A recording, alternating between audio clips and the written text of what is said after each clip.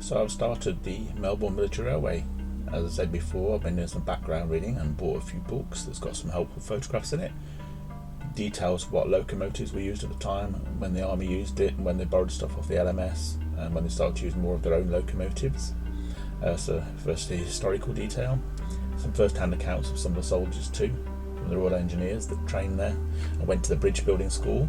So this is King's Newton sidings. I'm doing kind of a small version of that. It was huge, as you can see, right by the River Trent, and across the river was a camp for the soldiers, and they even built like a temporary bridge, and it ended at Chellaston, which is there, so it's about 10 miles in total. And nowadays Chellaston, you can actually see one of the engine sheds. If you visit, there's like a derelict one, and that's it inside. That was from the military railway. That's like one end of their layout.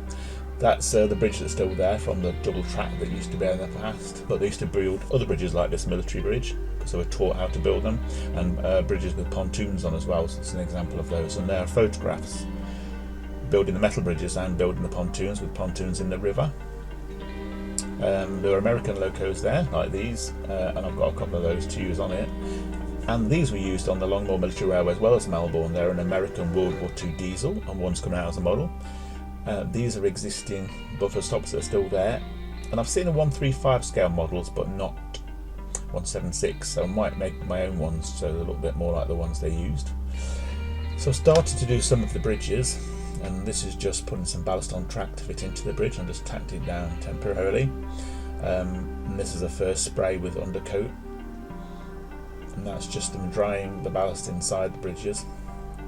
This is the track down. I've done the usual 9mm ply frame.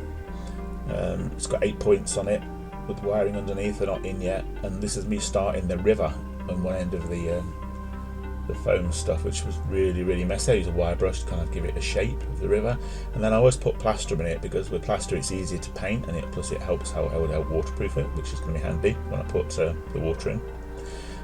I used the undercoat of grey before I started putting some colour in it, and as you can see, that seam line's a bit of a problem, but the Trent's got loads and loads of gravel in it, and it's very shallow in places. So my brother, who canoes on it, has had his ass stuck to the grass a couple of times where he's got stuck in the middle of the river. It's so shallow.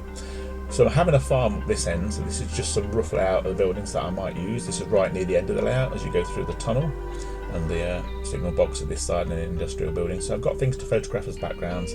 That's just a hot placeholder for where the tunnel will be till the side bit of the layout. So it's just ballasting the sidings. I've got 2 passing loops and those 4 sidings there to store stuff. So it was used for a lot of practice shunting and things like that. I'm going to have a water tower right near the river, as well as this pumping station and little sheds. Probably a couple of excavators working by the river as well, as they were trying to widen areas they wanted to use. I'm just going to a couple of quick short films of running over the layout. So you do my usual thing, 9mm ply with a frame underneath, 6 foot by 2 foot, and then 2 foot by 2 foot extensions on each side, which are off layout, where I'll do the swapping over for an exhibition. So it'll have back scenes as well as side scenes, and then the locomotives and trains will pass through those into the bit that the public, if you will, won't see. So this is the far right side, and then it passes over the river on the left side. So that'll be one of my photograph angles in front of the farm. So I've got a nice longish stretch for the locomotives to run along. All the sidings and everything work. I managed to glue a couple of points, but they're okay now. I've got to put some real soil on the side of the river, then I'm going to start to put some the resin in it, seal off the sides. And I'm just going to try now putting the bridges roughly in place, so you'll see what they'll be like. That's just running through the river. I've actually got a little flat bottomed boat I might put in there too.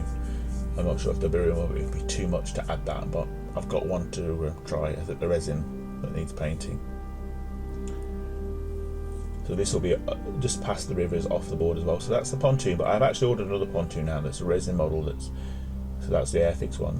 So I might change the pontoon with flatter rubber bits rather than those fixed boats. So there's the 2 bridges that I'm going to have. And so when you go through the bridge over the river, you'll be straight out the layout. So there'll be like a piece of board across there. And you can see where my hand is there now. That'll be off layout beyond where my hand is. I'm going to have the edge of a couple of those buildings that are over the river, so it'll be like the end of a hut. probably on the side of the board, and that's just running down the layout. So you should get some nice long straights, which will be better for photographing, and 2 tracks. Both can be DC or DCC, so I'm going to have one of each as well. That's the point of it really, so I can use both locomotives on it. And I've test ran DC and DCC, and they all work. The wiring's all done now, pretty much. I mean, it's not wired underneath, but it's, you know, it's affixed to the track, and it all works okay. It does give a nice little run for the locomotive.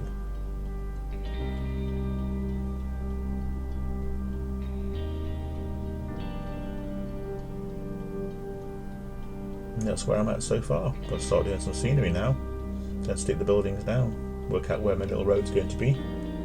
I've got some farmers, I've got a couple of tractors and a trailer, some hay bales, a few troops, and lots of LMS vehicles because they use LMS stock. That's it for now.